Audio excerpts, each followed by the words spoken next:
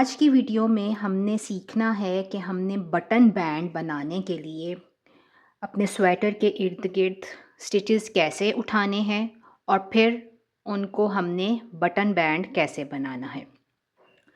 मैं यहाँ पे डबल निटिंग में बटन बैंड बनाऊंगी और वो वर्टिकल बैंड होगा।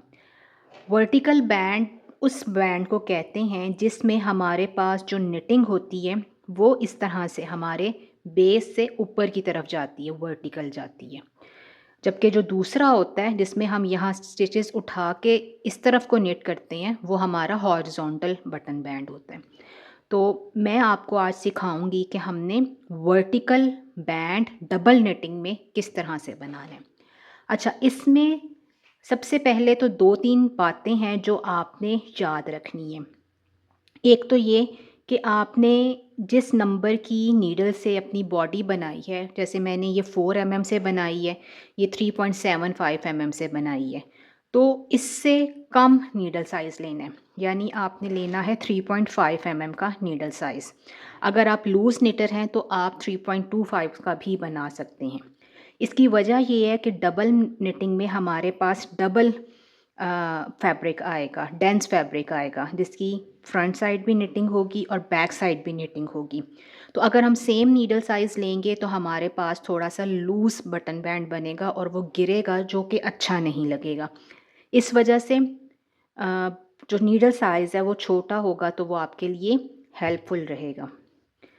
पहली बात तो ये हो गई। दूसरी बात ये हो गई कि आपने जो स्टिचेस पिक अप करने हैं, जो उठाने हैं वो आपने बहुत एहतियात से और प्रॉपर कैलकुलेशन के साथ उठाने हैं, क्योंकि हम जब इस इधर से शुरू करके पूरा घूम के दोबारा दूसरी साइड पे आएंगे तो हमारे पास कोई 100, सवा 100, 120, 140 स्टिचेस होंगे।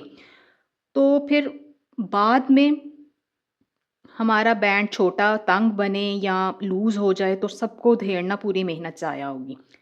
तो बेहतर ये है कि आप पहले 5-10 मिनट ज़्यादा लगा के प्रॉपर कैलकुलेशंस कर लें, ताकि आपको बाद में आपकी सारी मेहनत ज़ाया होती ना नज़र आए।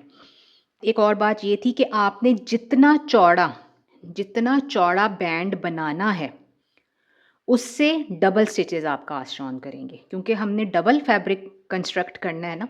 तो उसके लिए हमारे पास स्टिच काउंट डबल होना चाहिए। सपोज़ आपने 7 स्टिचेस का बटन बैंड बनाना है या 6 स्टिचेस का बटन बैंड बनाना है, तो आप क्या करेंगे कि आप 12 स्टिचेस कास्ट ऑन करेंगे। और अगर आप स्टिचेस उठाने से पहले इसको स्टीम प्रेस कर लेना तो और भी ज़्यादा अच्छा। मैंने स्टीम प्रेस इसको किया हुआ, इसलिए इसका कर्ल बहुत ज़्यादा अंदर की तरफ नहीं है। अब हम कर लेते हैं स्टिचेस पिकअप करने की कैलकुलेशंस। तो हमें ये पता है, मैंने अभी मेजरमेंट की हैं दोबारा से, तो हमारे पास ये स्टिच मार्कर से यहाँ तक लेंथ है 9.5 इंचेस, और ये हमारे पास यहाँ से लेके यहाँ तक ये जो स्लोप है इसकी लेंथ है 7.5 इंचेस। सही हो गया। अब हमें ये पता है कि हमारे पास पर इंच क्या गेज है हमारी, 5 स्टिचेस पर इंच। तो 9.5 का मतलब है कि हमारे पास कितने स्टिचेस आने चाहिए, 5 5 25 का 5, 2 हासिल 5 9 45 और 47, 47.5 यानी 48 स्टिचेस आने चाहिए। इस सीधी लाइन पे हमने उठाने हैं 48 स्टिचेस। इसी तरह इस स्लोप पे हमने कितने स्टिचेस उठाने हैं, वो हो जाएगा 7.5 multiply by 5 is equal to 37.5 यानी 38 स्टिचेस।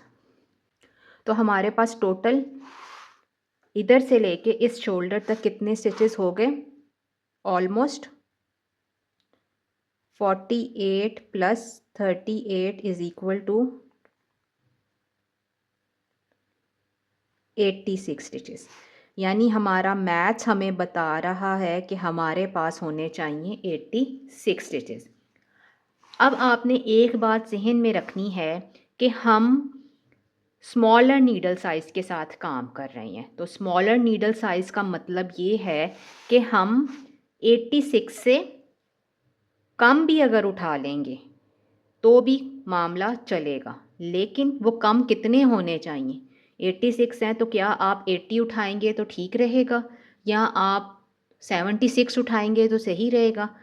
तो मेरा experience over the period of time जो मैंने काम किया है, मेरा एक्सपीरियंस ये बताता है कि भाई 2-3 स्टिचेस कम हो जाएं तो फ़र्क नहीं पड़ता, कोई ऐसा मसला नहीं है। यानी 86 हैं, आपको एक रफ सा एस्टिमेट मिल गया है, तो आपने अगर 82 उठाए हैं या 83 उठाए हैं तो भी मामला चलेगा।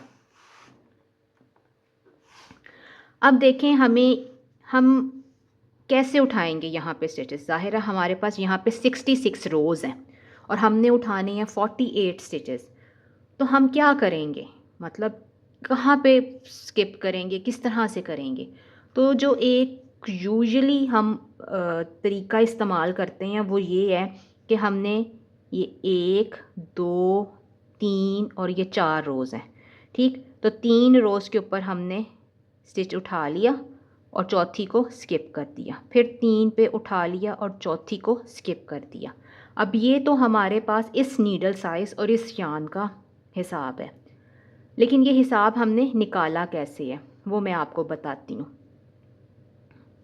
देखें, ये हमारे पास थे total number of stitches, rows, total number of rows कितनी है, 66, सही है। और हमने इसके बनाने हैं 4 रोज़ के सेक्शन। तो ये हमारे पास आ जाएगा, 4 से डिवाइड किया तो कितने सेक्शन बनेंगे, 4, 1, 4, 16.5 सेक्शंस बनेंगे, ठीक है। आप ये 5 फ़िलहाल इग्नोर कर दें। और हमने ये हमारे पास 16 सेक्शंस बन गए। अब 16 सेक्शंस में हमने हर सेक्शन में 3 स्टिच उठाने हैं, हर सेक्शन में 3 उठाने हैं। तो कितने स्टिचेस हमारे पास बन रहे हैं इस कैलकुलेशन के हिसाब से, 16.5 मल्टीप्लाई बाय 3, 48,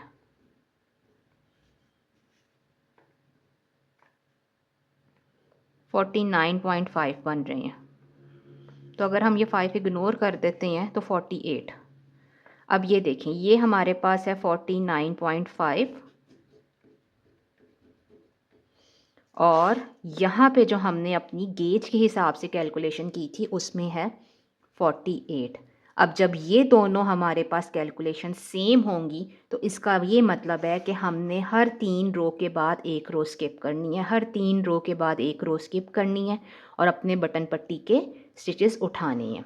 तो इस तरह से आपके पास बिल्कुल सही और अच्छी कैलकुलेशंस के साथ आपके पास ये स्टिचेस उठाए जाएंगे और आपकी जो बटन पट्टी है उसमें ना किसी किस्म का झोल होगा और ना ही किसी किस्म का खिंचाव होगा, सही। लेकिन बात घुमा फिरा के फिर वहीं पे आ गई कि आपके पास ये गेज मेरे साथ मैच करनी चाहिए। इस मैच के हिसाब से ये गेज मेरे साथ आपकी मैच करनी चाहिए। अगर तो आपकी गेज मैच हो रही होगी मेरे साथ तो फिर तो ये आपको मैच करने की ज़रूरत नहीं है, लेकिन अगर आपकी गेज मेरे से डिफरेंट है तो आपको अपना ये सारा मैच खुद करना पड़ेगा, सही। तो अब हम इसको करते हैं प्रैक्टिकली, हम स्टिचेस उठाते हैं। मैंने ये वायर वाली नीडल्स ली है, ठीक है।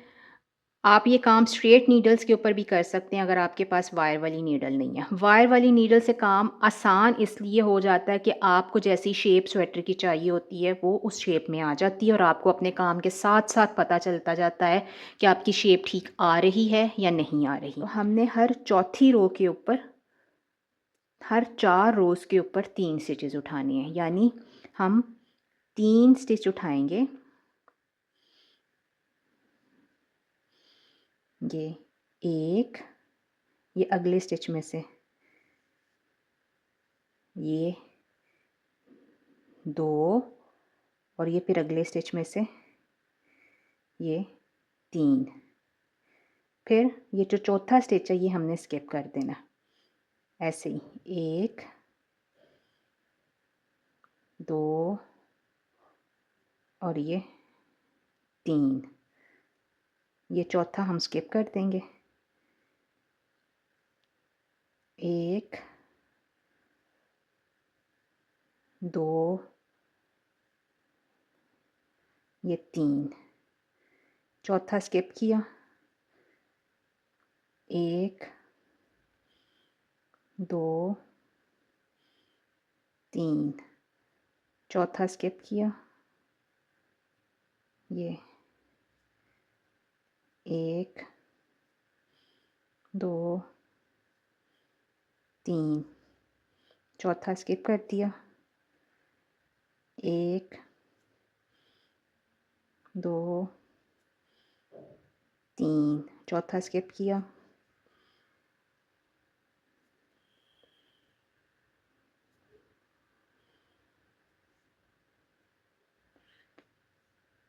और जब हम इस वी के ऊपर आएंगे, इस वी एज के ऊपर आएंगे, तो आपने इधर से भी स्टिच उठाना है, इससे पहले वाले खाने से भी स्टिच उठाना है, और इस स्टिच मार्कर के बाद वाले खाने से भी स्टिच उठाना है। इसका मकसद ये है कि ये हमारे पास जब कर्व आ रही है ना, तो हमारे पास यहाँ पे स्टिचेस थोड़े उसकी क्वांटिटी ज़्यादा हो, वो थोड़े डेंस हो, ताकि उसकी जो प्रॉपर वी शेप है वो प्रॉपरली शेप हो। सही। तो अगर आपके पास स्टिचेस पिकअप करते वक्त आगे पीछे के खाने छूट रहे हों, तो वो आपने छोड़ने नहीं है, उसके आगे पीछे आप छोड़ सकते हैं। 2 स्टिचेस के बाद छोड़ दें, 3 के बाद छोड़ दें, 1 के बाद छोड़ दें।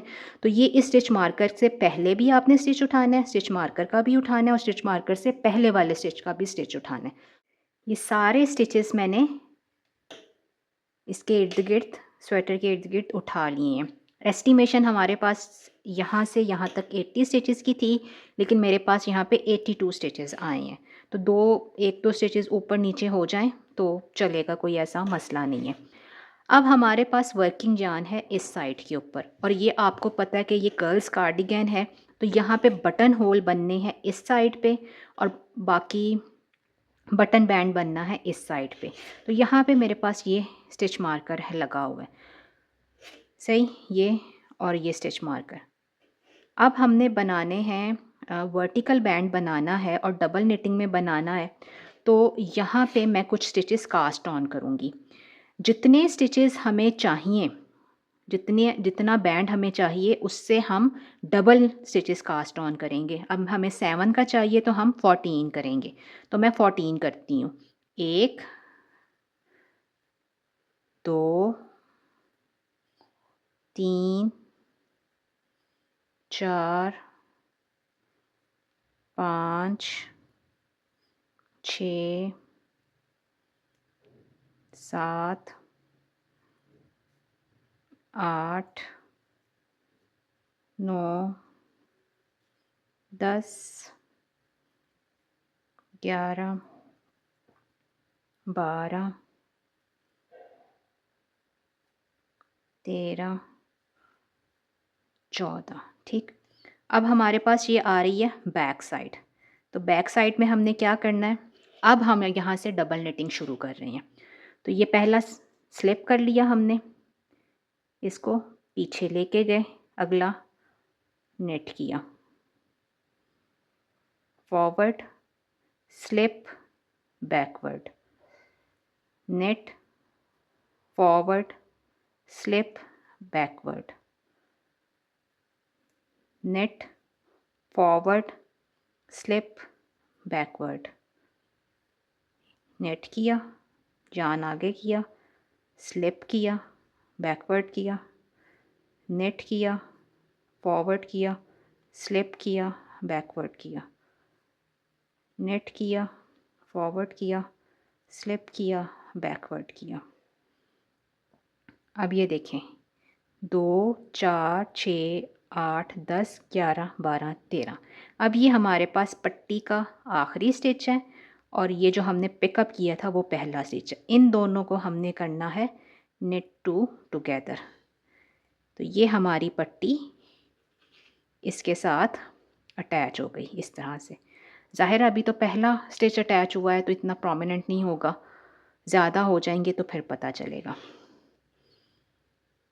अब हमने क्या करना है, पर्ल स्टिच को स्लिप कर लिया, जान बैकवर्ड किया, नेट स्टिच को नेट कर लिया, forward, slip, backward, knit, forward, slip, backward, knit, forward, slip, backward, knit, forward, slip, backward, knit, forward, slip, backward, knit, forward, slip, backward.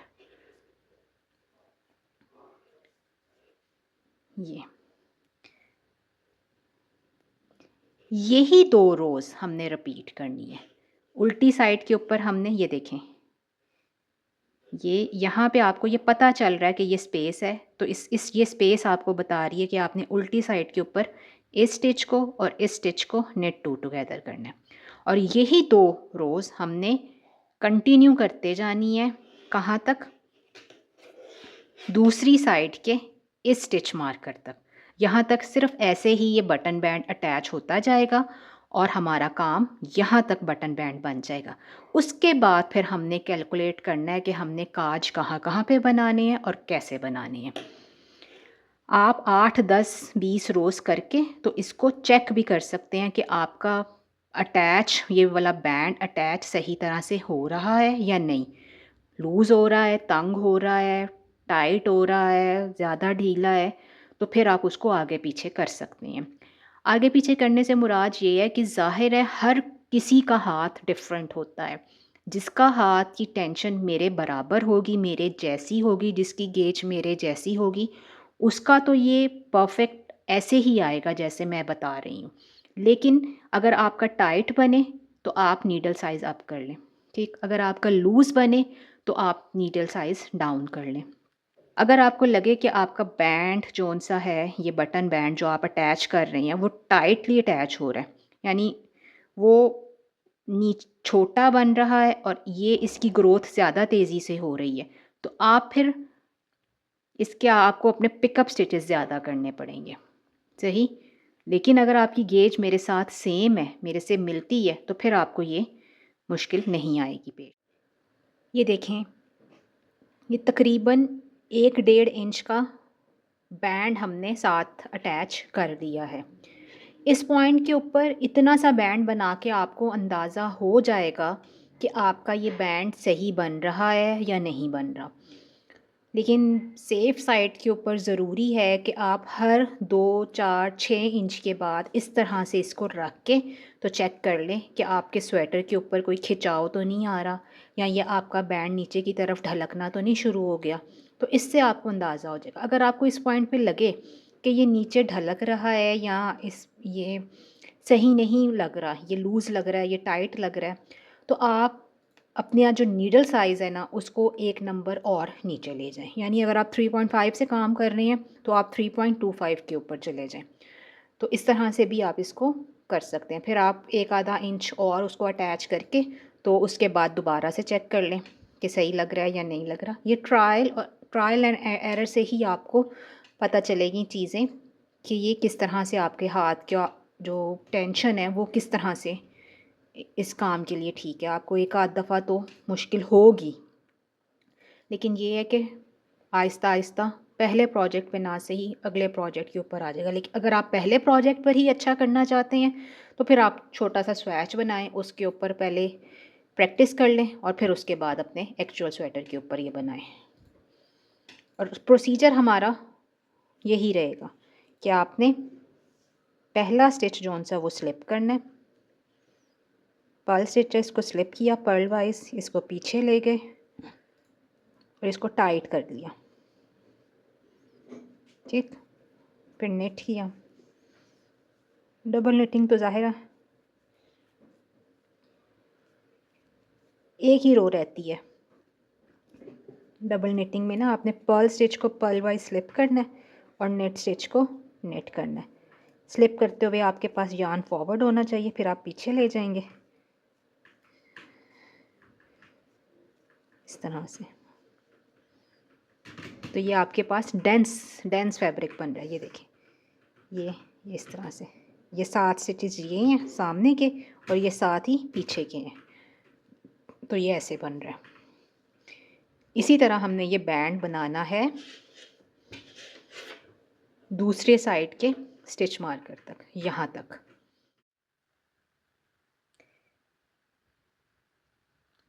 ये देखें, ये डबल बैंड हमने इस स्टिच मार्कर तक कंप्लीट कर लिया। यहाँ से इधर से वी शुरू हो रही थी ना, ये दूसरा स्टिच मार्कर है, यहाँ तक हमने ये स्टिच डबल बैंड अपना कंप्लीट कर लिया है। अब जब आप इसको अलाइन करेंगे ना ये सिलाई के साथ, इस तरह से, ऐसे, और ये इस तरह से, तो ये देखें ये थोड़ा सा ऐसे फ़र्क आएगा, इस तरह से ये फ़र्क आ रहा है। इसको देख के आपने ये नहीं समझना कि भाई हमारा बटन बैंड नहीं सही बना। बटन बैंड को देखने का तरीका ये है कि जहाँ पे आपका ये बटन बैंड अटैच हुआ हुआ है ना, वहाँ पे किसी किस्म का झोल या चुनट नहीं होनी चाहिए। तो ये तो हमारा बिल्कुल ठीक है। अब ये फ़र्क क्यों आ रहा है? ये फ़र्क इसलिए आ रहा है कि हमने इस पीस को स्टीम प्रेस किया हुआ है और ये बटन बैंड हमारा अभी स्टीम प्रेस नहीं हुआ, और ये डबल है तो ये इसके अंदर बहुत ज़्यादा खिंचाव है, लचक है बहुत ज़्यादा। तो जब हम इसको स्टीम करके अलाइन करेंगे तो ये अपनी शेप ऑटोमेटिकली ले लेगा। अब हमने बनाने हैं काज इस हिस्से के ऊपर, लेकिन वो हम अपनी नेक्स्ट आने वाली वीडियो में सीखेंगे। काज बनाने के लिए हम इसी एक धागे को इस्तेमाल करेंगे और बग़ैर अपना यान तोड़े हम बटन के साइज़ के अकॉर्डिंग काज बनाएंगे। तो तब तक के लिए अल्लाह हाफ़िज़।